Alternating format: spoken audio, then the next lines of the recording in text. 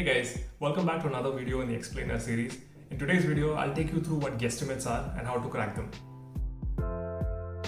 So what exactly are guesstimates? Guesstimates are those questions which ask you to arrive at a very specific number with very limited information.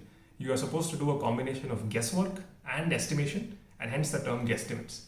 Examples of these could be estimate the total number of ATMs in India, or estimate the total market size of toothbrushes in India. Or it could even be something like estimate the total number of tennis balls that could fit inside a Boeing 747. Now, how do you approach these questions and answer them? Depending on the type of question, there are four major approaches that you can take. The first is top-down approach. Now here, you start with a very large number and then you break this number down into smaller chunks to finally arrive at the answer that you need.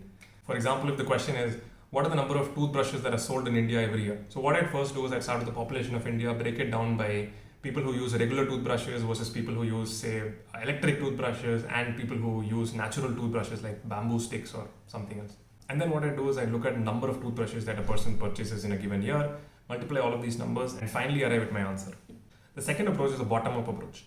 Here what you do is you start with a granular piece of information and then you extrapolate that to finally arrive at the answer you need. If you assume the same question of estimating the number of toothbrushes sold in India, what I'd start with is, from my own personal experience, I know that I use one toothbrush every, say, 4 months. And so I know that in a year I purchase 3 toothbrushes. Now with this piece of information, I will now see how many people in India would probably be like me. And then I would extrapolate this number and finally get the answer I need. Both top-down and bottom-up approach works really well for questions where you're asked to estimate a consumption or a usage or a purchase of a certain product. The third approach is a constraint-based approach. What you're supposed to do here is look at any constraint from the supply standpoint for the product that you're asked to estimate. For example, if the question is estimate the total number of flights that take off from Bombay airport in a given day. If I go by constraints, I know that every airport has only a limited number of terminals, say 2 or 3, and I know that a flight takes a certain amount of time to take off. You can't force a flight to take off quicker than it does. Maybe the number is 10 minutes or maybe 15 minutes. So I know that in 1 hour, maximum only say about 4 flights can take off in the peak capacity per runway. Now this becomes the constraint that I can work with. Now that I have the constraint, I would break down the number of operating hours of the airport into peak and non-peak hours. I know that a flight takes 15 minutes to take off, and so in 1 hour, a maximum of 4 flights can take off. And I would then multiply this number into the average occupancy rate. Some flights could be completely occupied, some only partially occupied, and then finally arrive at the number of total flights that will take off in a given day from Mumbai airport. So this approach works really well for questions which have constraints in those. For example, number of flights that take off, what is the total number of burgers that are sold from a McDonald's store. In the McDonald's case, your constraint becomes the seating capacity and the time taken to place an order. Right? So any question that has constraints in it, constraint-based approach works really well for it.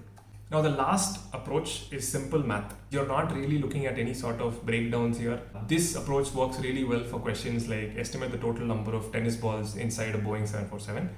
What you do in this particular scenario is you literally look at what is the volume of space inside a Boeing 747, divide that volume by volume of a tennis ball, and you get the total number of tennis balls.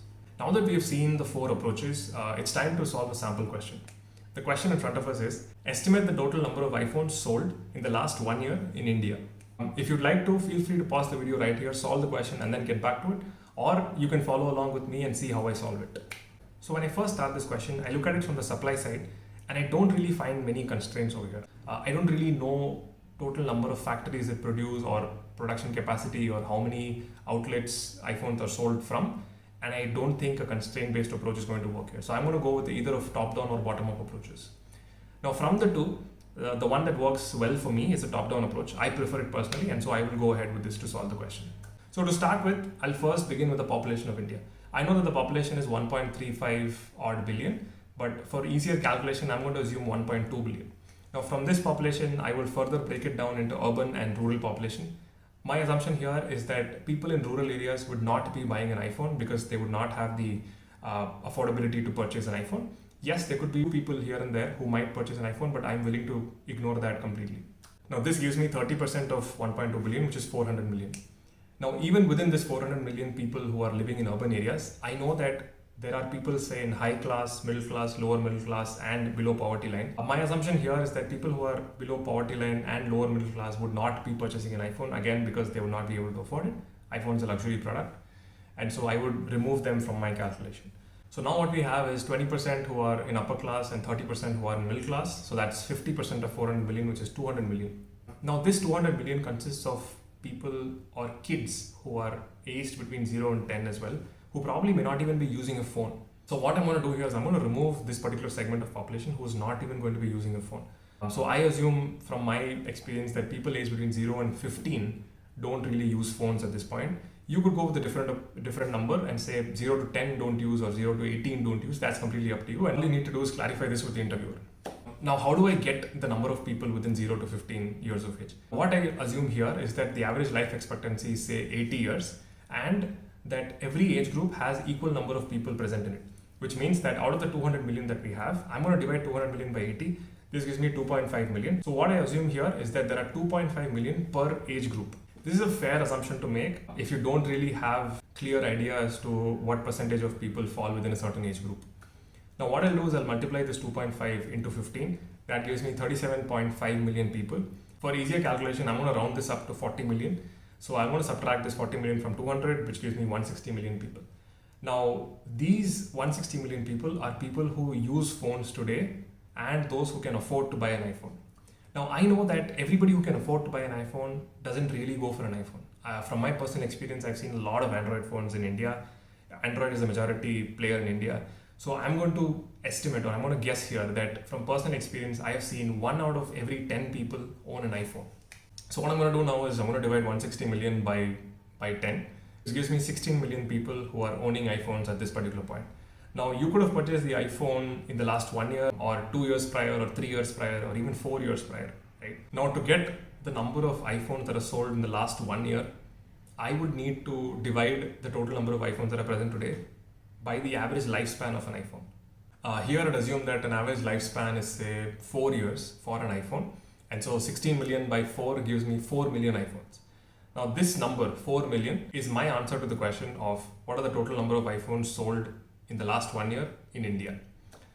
Now every time you arrive at an answer, you're also supposed to perform something called as a sanity check. Sanity check is essentially to guess whether your number is even close to the final number or not. This is generally not possible in every single case, but if possible, do try to do that. I have the luxury of knowing the exact number. I was able to Google the number. So the final number of iPhones that were sold in the last 1 year in India, from a certain report, I was able to get it as greater than 3.2 million. So my number of 4 million is very close to 3.2. I think this is a fair number that I've arrived at. One thing you should remember here is that your answer should be in the same magnitude as the actual answer. If, for example, if my answer was something like 1 or 2 billion, or it was something like few 10,000s, or it was in the lakhs, then that is a red flag because I was not even close to 3.2 million. I was in thousands or I was in billions, which is really either too high or too low. You need to ensure that your answer is at least in the same magnitude of the actual answer. So now that you've solved a sample question, let's go to what are the things you need to remember. First, there is rarely ever a verifiable answer. The goal is to make logical assumptions and arrive at a final answer. If you are wrong about any of these assumptions or numbers, it's completely fine because you don't have access to all of the right data and the interviewer knows this. Number 2, as you progress through the question, round the numbers up or down and keep very simple numbers to calculate. This really helps you in not having to go through really difficult calculations. In my activity, I chose to take 1.2 as the population even though I knew it was around 1.3, 1.4 billion. And I also chose to round up 37.5 to 40 because I knew that 37.5 is going to be really hard to work with. Number 3, be as structured as possible and write down all of your assumptions and numbers. This really helps if at a later point in the interviewer asks you, what if we change this particular assumption? So you know which assumption to change and how the final number will be impacted. Number 4, keep a few numbers and statistics memorized. For example, population of India, income rural split, what is the age group division, or what is the iPhone and Android market share. This really helps you to not think too much in the interview and answer the guesstimate in a really easy manner. And do make sure to check the link in the description below. I've given you a cheat sheet to the most common formulas and statistics that you need to remember for answering guesstimates. So that brings us to the end of today's video. Hope you guys enjoyed it. Hope you learned what guesstimates are and how to crack them. Make sure to keep practicing, and until next time, bye-bye.